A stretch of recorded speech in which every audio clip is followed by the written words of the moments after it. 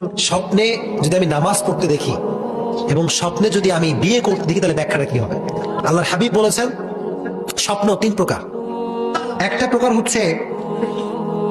হচ্ছে শয়তানি, রুইয়ায়ে শয়তানি। শয়তান স্বপ্ন দেখা, এটাকে আপনারা বিশ্বাস করেন? মাঝে মাঝে শয়তান আপনার স্বপ্ন দেখাবে যে আপনি দাঁড়িয়ে দাঁড়িয়ে পেশাব করছেন, আছে না নাই? দাঁড়িয়ে পেশাব করতে দেখলে বুঝবেন আপনার শয়তানের কাজ, ঠিক কিনা?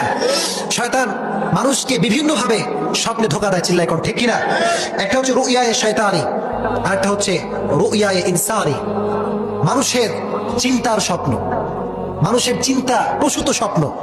দ্যাট মিনস অনেক সময় দেখবেন যে আপনি যা ভাবতে ভাবতে ঘুমান, স্বপ্নে আপনি তাই দেখেন, চিল্লাই কর ঠিক কিনা? এরকম হয় না? আমি দেখছি যে আমি নামাজ পড়ছি স্বপ্নের ভেতরে। কি করছি?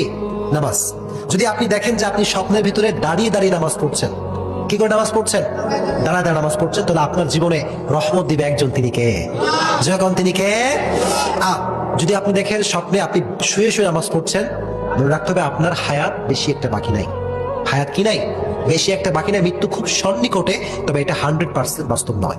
মানে মৃত্যু যে হবেই এটা কখনো কেউ 100% গ্যারান্টি দিতে পারবে না। তো ব্যাখ্যা গ্রন্থে এটা এসেছে যে কেউ যদি দেখে শুয়ে থেকে যে আমি নামাজ পড়ছি, তো তার হায়াত আসলে বেশি একটা বাকি নাই।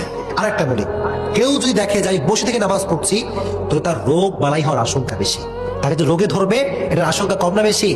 তবে এটা আপনি সুনিশ্চিত বলতে কখনো পারবেন না। আরেকটা বিষয় বলি, কেউ যদি দেখে যে সে পূর্ব দিক হয়ে নামাজ পড়ছে, স্বপ্নের ব্যাখ্যায় এসেছে তার হজ করার আশঙ্কা বেশি। সুবহানাল্লাহ পড়েন।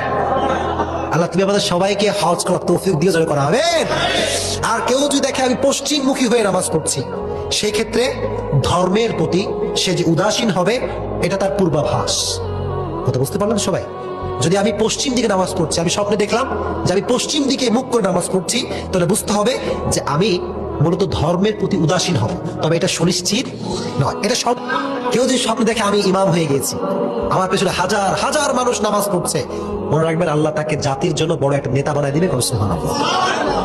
এটা হচ্ছে একটা ব্যাখ্যা। আর যদি দেখেন যে আপনি মুসল্লি, সামনে ইমাম পেছনে আপনি, তাহলে ব্যাখ্যায় আসছে যে মূলত এখানে ব্যাখ্যাটা হচ্ছে এরকম, তার পরিবারের সুখ শান্তি, মার্সি, ব্লেসিং এন্ড বাউন্টিজ, রহমত, বারাকাহ দিবে একজন, তিনি কে?